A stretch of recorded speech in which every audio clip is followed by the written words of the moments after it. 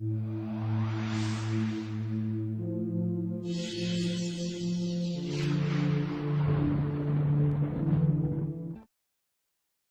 الله الرحمن الرحيم الحمد لله رب العالمين وصلى الله على محمد وعلى آله الطاهرين الطيبين. Assalamu alaikum, dear brothers and sisters. I hope and pray that Allah subhanahu wa ta'ala has blessed us over the course of these days with all His blessings, with the best of His blessings, that He has blessed His great servants. And we'd like to share what the Imam also is receiving as blessings.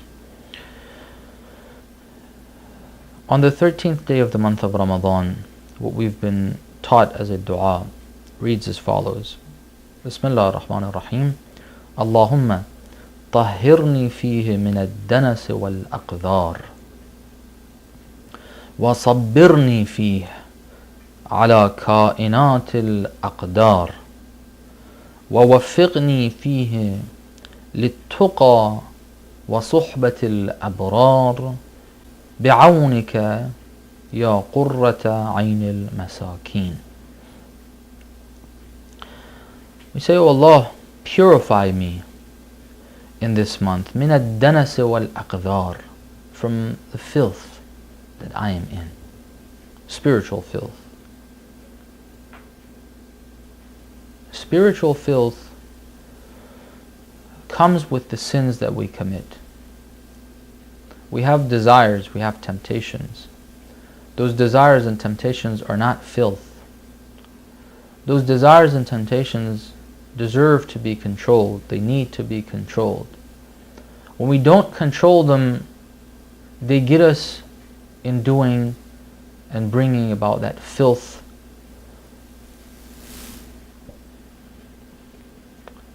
on our hearts, the darkness, the layer of dust that starts to cover our heart, and light doesn't penetrate us and penetrate our hearts.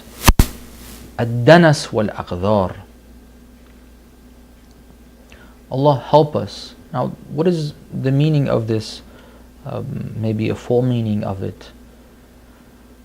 Maybe the first thing that comes to mind is, I've already covered my heart with filth through the actions that I have performed. And what I'm asking is, God, forgive what I have done.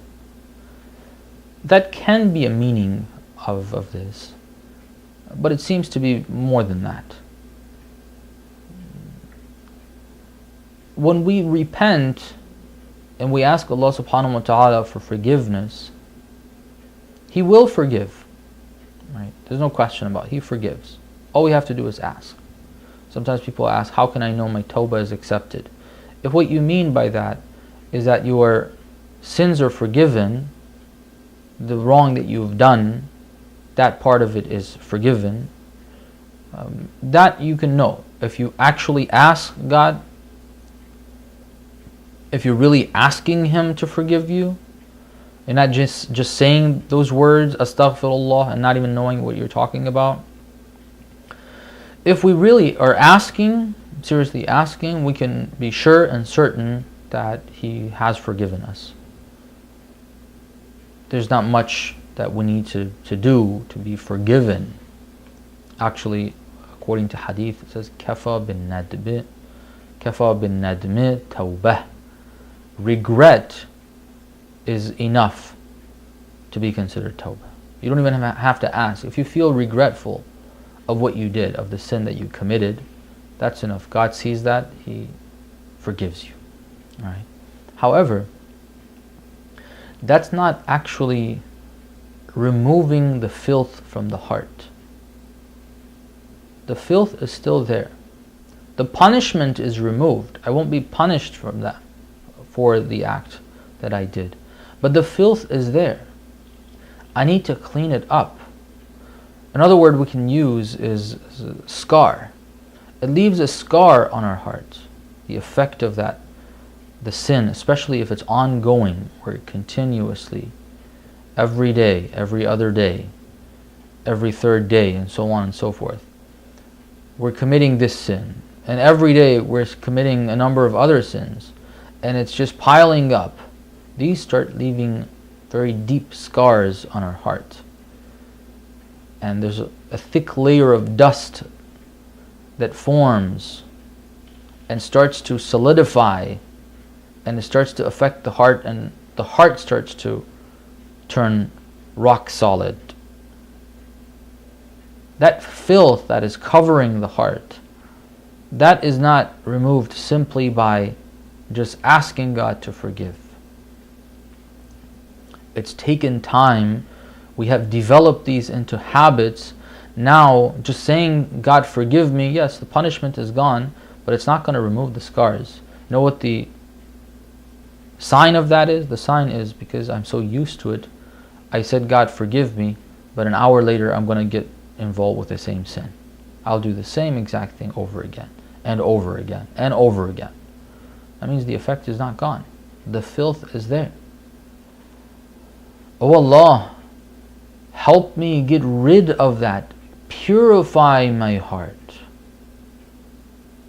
As we mentioned a number of times, these du'as, these supplications, this request to God, purify me, for example. It's good to ask that. We need to ask that. This is a first step, but this is not enough. Just asking verbally, just feeling that I really need it is not enough. It's necessary. It's great, but it's not enough. What is required? Action is required. If you really want to be purified, you got to clean it up. God has given you the tools to clean it up. The tools of cleaning it up are abstaining from sin. Avoid it. You've done it all your life up to this point. You're asking God to help you. I want to be purified. Well, take action. Take action. Don't keep adding on to the filth. Stop doing that and get involved with something that cleans it and cleanses it.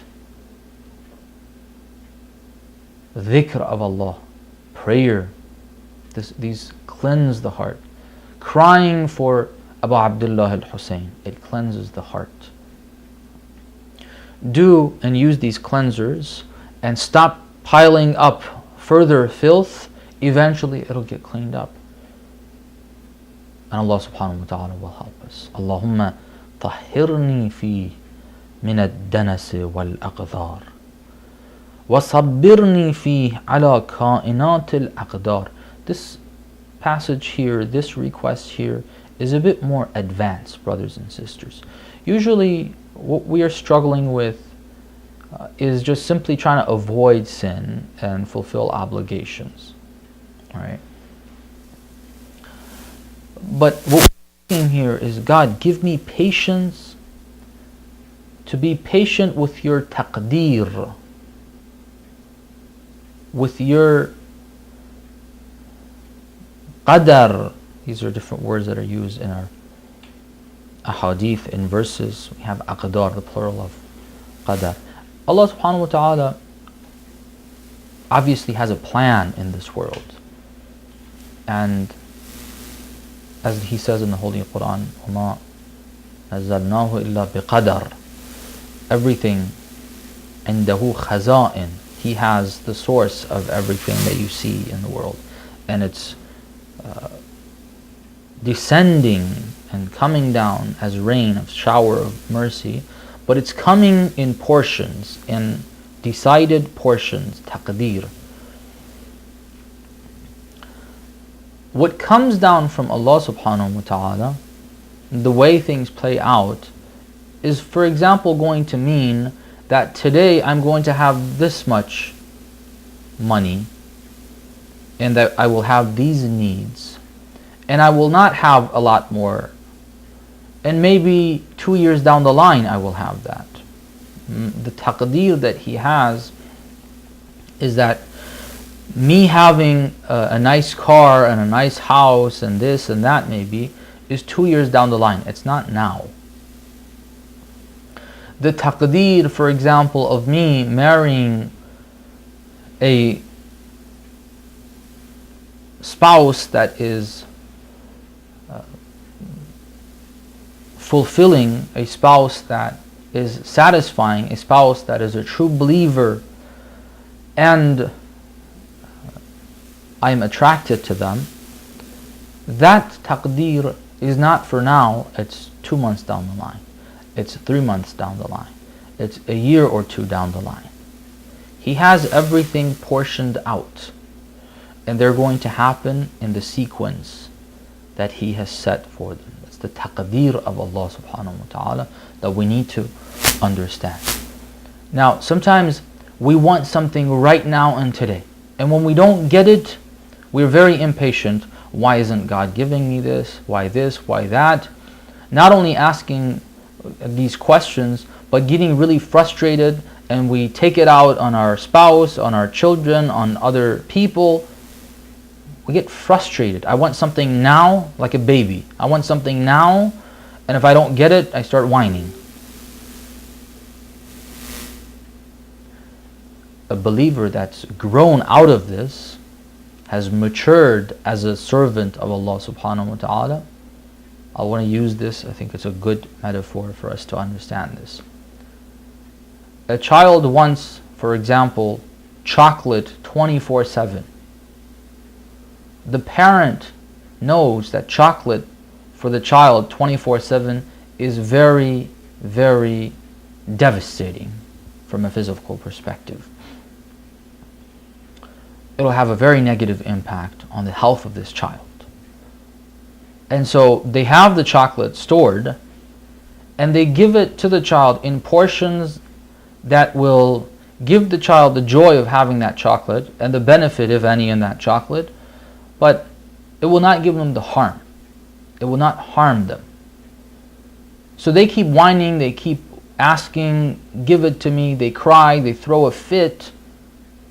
A bad parent would be one that, against the good of the child and what's good for them, they take out that chocolate and they give it to them. They give it to the demand of the child, and they don't give it to them when it's good for the child.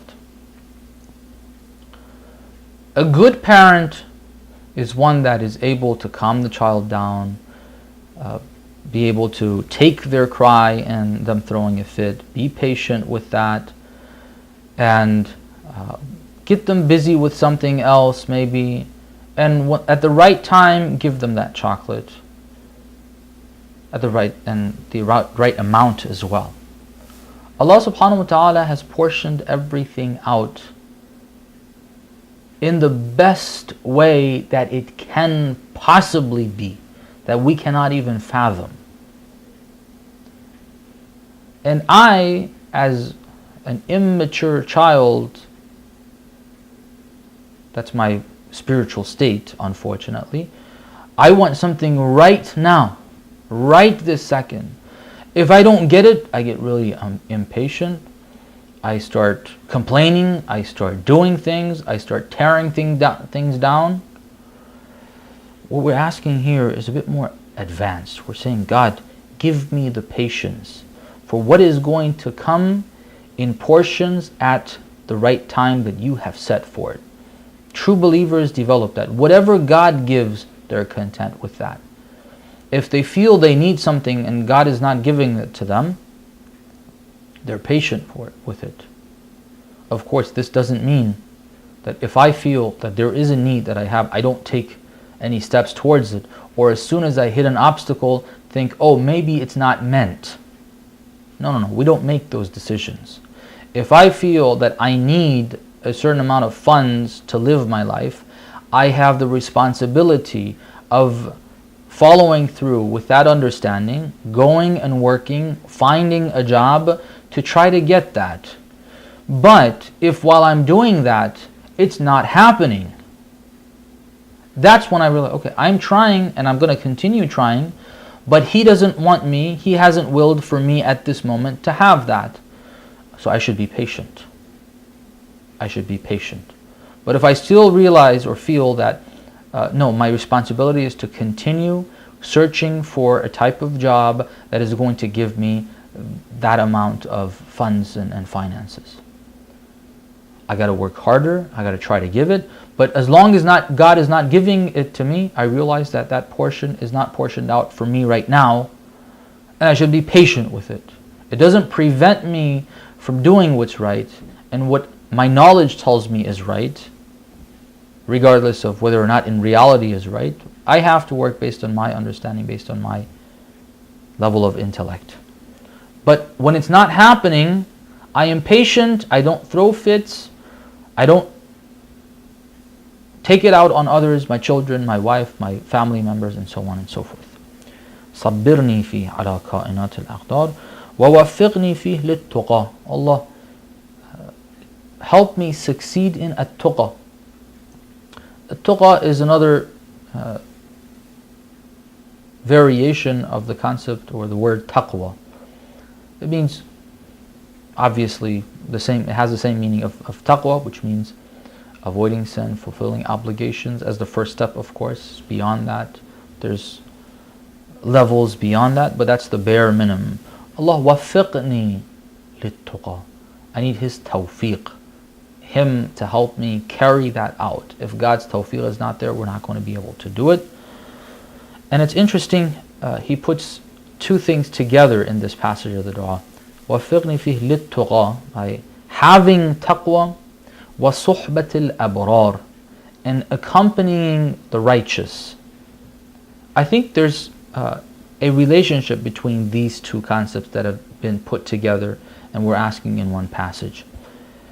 If we want real suhbatul abrar, there's a time where we accompany righteous people in this world. When we accompany them physically in this world. But brothers and sisters, in the hereafter, we don't have that option. You can only accompany the righteous if you are a righteous person. If you have developed at-tuqa, if you have been able to implement taqwa. That's the only time where you can come close and be in the company of the righteous. If I'm not righteous myself, if I have not implemented taqwa, in this world I can hang around them, I can be around them, but in the hereafter I'm not going to be able to do that.